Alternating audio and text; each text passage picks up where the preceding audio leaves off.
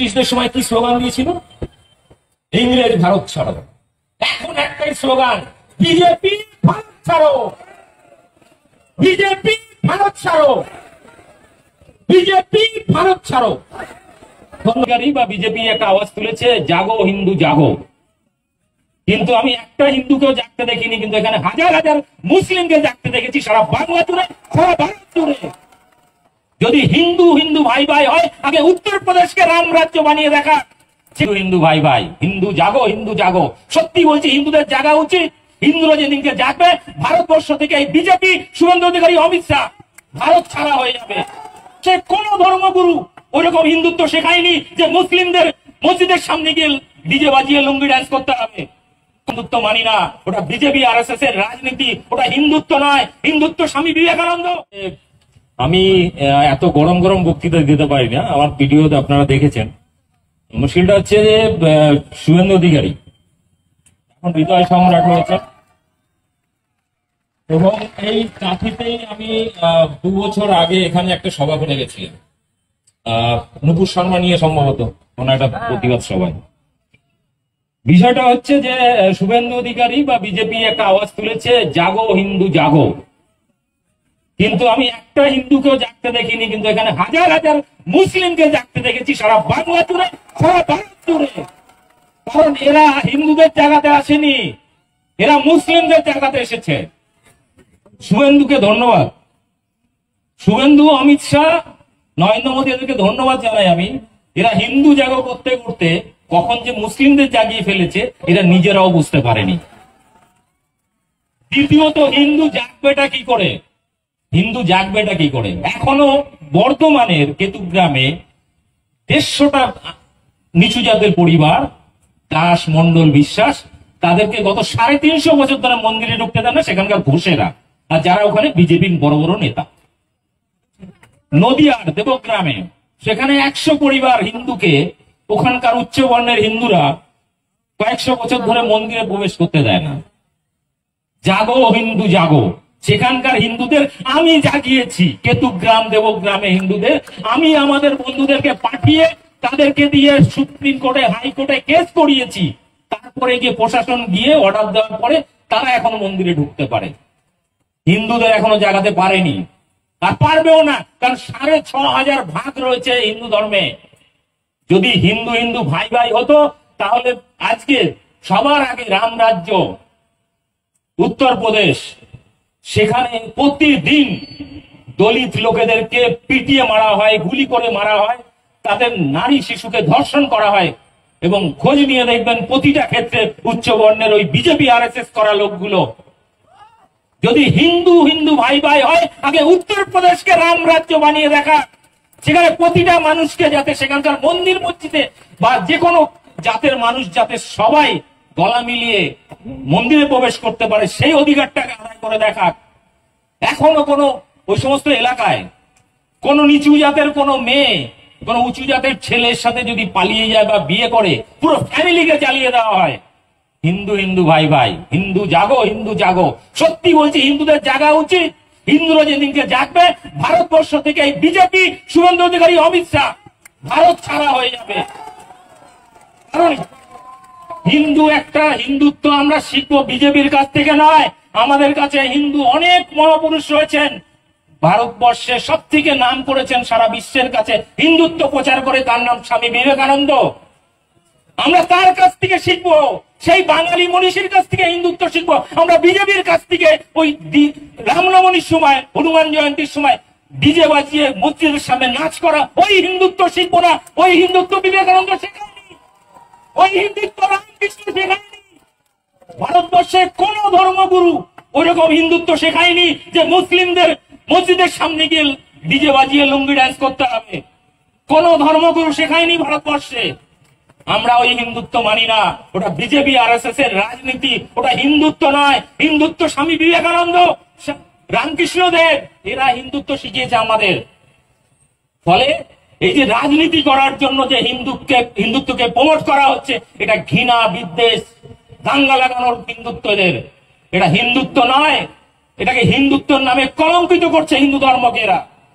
আর সত্যি সত্যি আমি চাই হিন্দুরা জাগুক, আর যেদিনকে হিন্দুরা জাগবে সেদিনকে শুভেন্দু অধিকারী কেন অমিত শাহ ওই গতিতে থাকতে পারবে না, নরেন্দ্র মোদীও থাকতে পারবে না।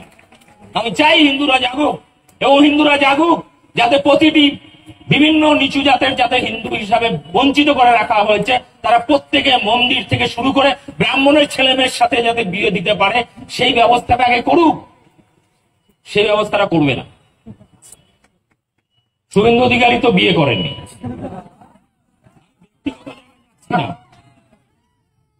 বন্ধু আছে দেবাশিস চক্রবর্তী, ও হয়তো ভিডিও দেখবে এখন। আমার বন্ধু দেবাশিস চক্রবর্তী সাংবাদিক একজন।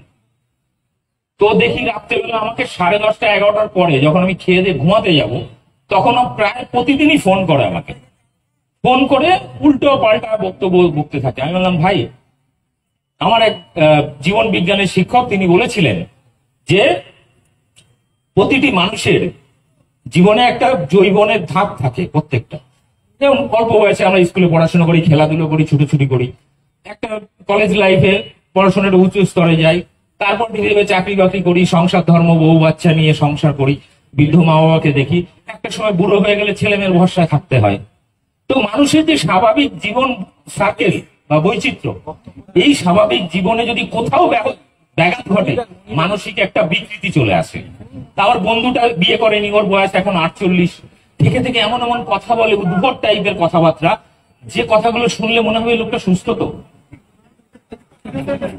তো বিষয়টা হচ্ছে এরকম, কোন মানুষ যদি স্বাভাবিকভাবে জীবনযাত্রা লালন পালন না করে তার পক্ষে সুস্থ স্বাভাবিক কথাবার্তা বলা সম্ভব হয় না। এরকম আমার পরিচিত অনেকে আছে।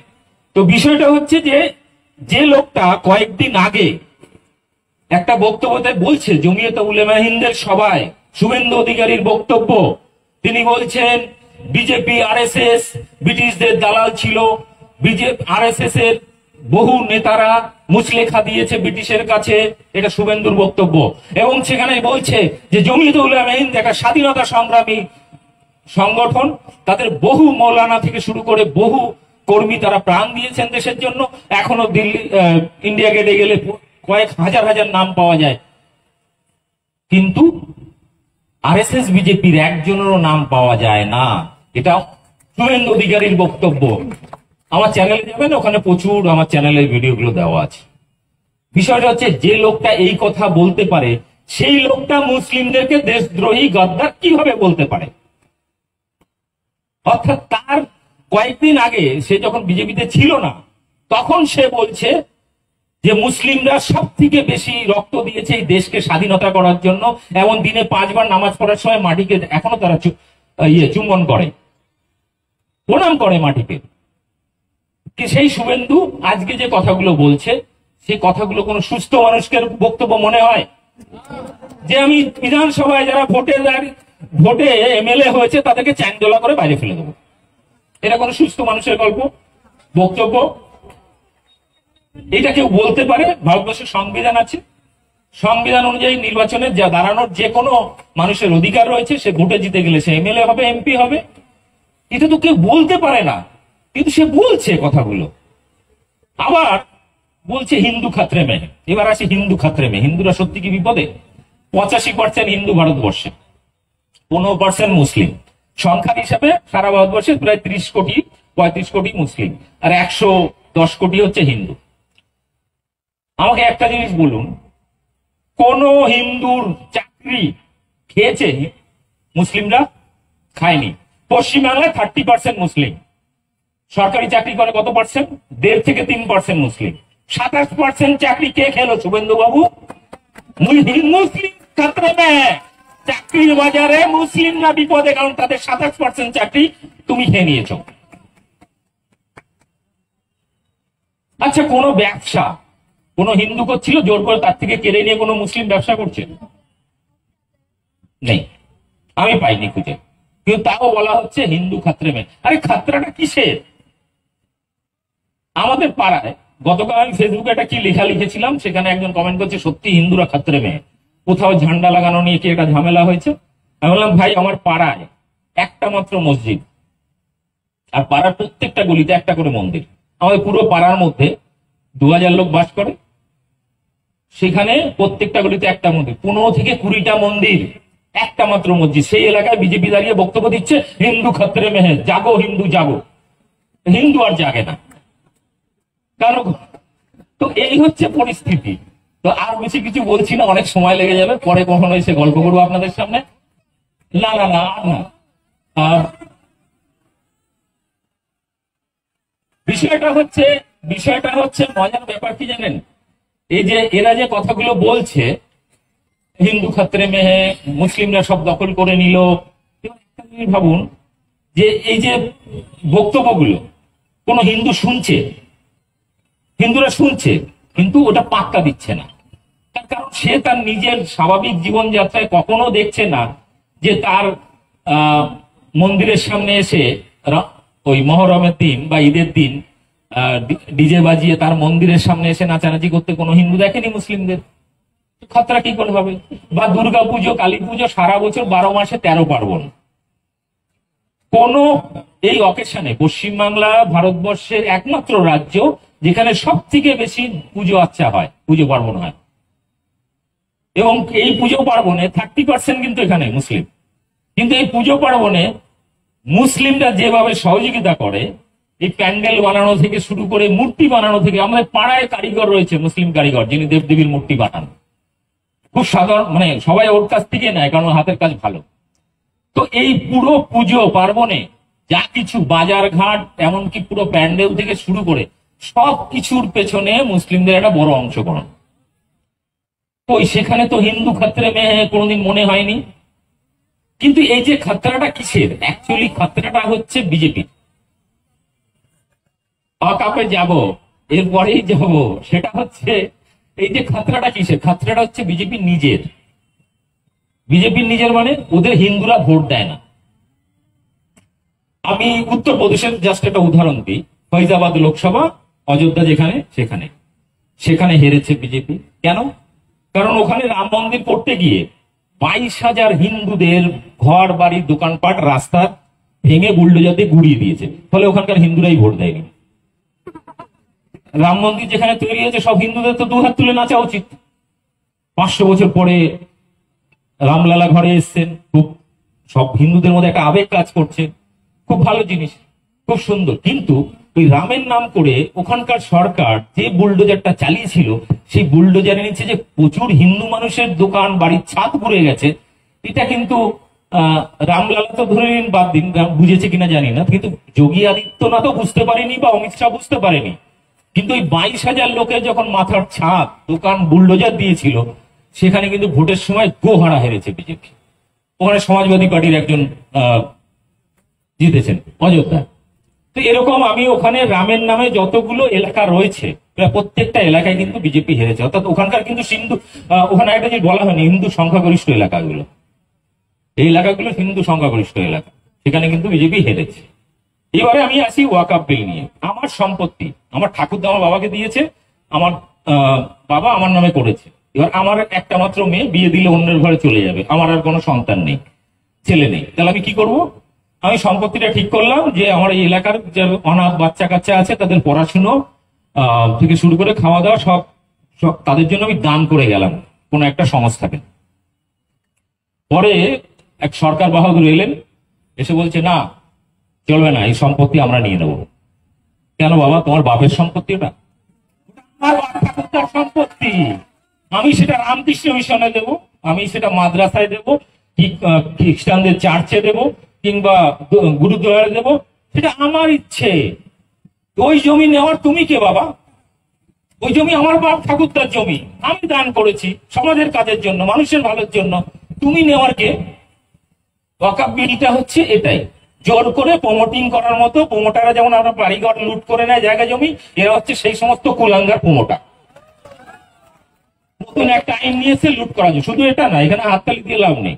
এরপরে আসছে কি, নতুন একটা বিল আসছে, এরপর খ্রিস্টানদেরও ধর্মীয় সম্পত্তি, জায়গা, মিশনারি, খ্রিস্টান মিশনারি স্কুল কলেজ, সেগুলো নিয়ে নেবে। তারপরে আসছে নতুন আরেকটা বিল, যেটা ভয়ঙ্কর, সেটা হচ্ছে আদিবাসীরা, যারা আমাদের এই শহুরে বা গ্রামের কালচার থেকে অনেক দূরে জঙ্গলে থাকে, এবং মানে সে আদিম যুগ থেকে সেই জঙ্গলটাই, বন অধিকার আইন আছে ভারতবর্ষে 2003 সালে সম্ভবত, সেই আইনটাকে অ্যামেন্ডমেন্ট করে করে করে এখন যে পর্যায়ে আনতে চাইছে, জঙ্গলে কেউ থাকতে পারবে না। ওটা নরেন্দ্র মোদী অমিত শাহর বাপের সম্পত্তি। কত বড় প্রমোটার ভাবুন। আদিবাসীরা যারা আদিম যুগ থেকে রয়েছে ওখানে, যাদের জন্য আইন রয়েছে সেফটির জন্য, তার জঙ্গলটাও নিয়ে নিতে হবে। এবার আদিবাসীদের উচ্ছেদ করে দিতে হবে। এবার দেবে এটা কাকে? এই জমিগুলো যে নিচ্ছে না প্রমোটারদের মতো কেড়ে কেড়ে, এই জমিটা দেবে কাকে? জমিটা দেবে আদানি আম্বানিকে বেচে দেবে বা ভাড়ায় খাটাবে। এখানে তো নিজে হজম করবে না, কারণ তার তো বংশ নেই, সেকেন্ড জেনারেশন তো নরেন্দ্র মোদীর নেই। খাবে এটাকে, ওই আদানি আম্বানিকে দিয়ে দেবে। তারাই, অর্থাৎ আপনার সম্পত্তি, আপনার বাপ ঠাকুরদার প্রপার্টি, সেটাকে আপনি দান করেছেন, সেটাকে বন্ধু কেড়ে নিচ্ছে। আপনারা দেখেছেন যখন হাইওয়ে তৈরি হয়, চাষের জমি নিলেও কিন্তু সরকার ক্ষতিপূরণ দেয়, পুনর্বাসন দেয় গ্রাম পড়লে। এখানে কোনো পুনর্বাসনের স্কিম নেই, পুরোটাই নিয়ে নেবে, দাদাগিরি মাস্তানি। তো এই হচ্ছে পরিস্থিতি।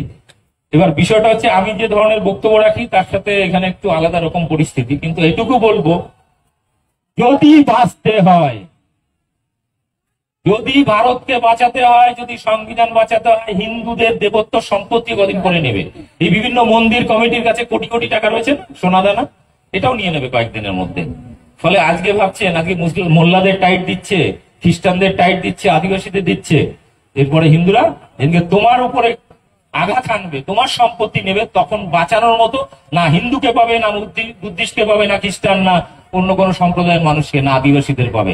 কৃষকদের জমি নেওয়ার চেষ্টা হয়েছিল, 1.5 বছর আন্দোলন করে 700 কৃষক আত্মবলিদান দিয়ে সেই জমি আদানি আম্বানির হাতে তুলে দেওয়ার থেকে নিজেদেরকে রক্ষা করতে পেরেছিল। সেরকম আন্দোলন যদি করতে পারেন করুন, নাহলে চুপচাপ সবাই বাড়ি চলে যান। পারবেন তো? একটাই স্লোগান তুলুন, হিন্দু, মুসলিম, বৌদ্ধ, খ্রিস্টান, ভারতবর্ষের প্রতিটি নাগরিক, আদিবাসী হোক, দলিত হোক, যে শ্রেণীর মানুষ হোক। ব্রিটিশদের সময় কি স্লোগান দিয়েছিল? ইংরেজ ভারত ছাড়ো। এখন একটাই স্লোগান, বিজেপি ভারত ছাড়ো, বিজেপি ভারত ছাড়ো, বিজেপি ভারত ছাড়ো। ধন্যবাদ, সবাই ভালো থাকবেন।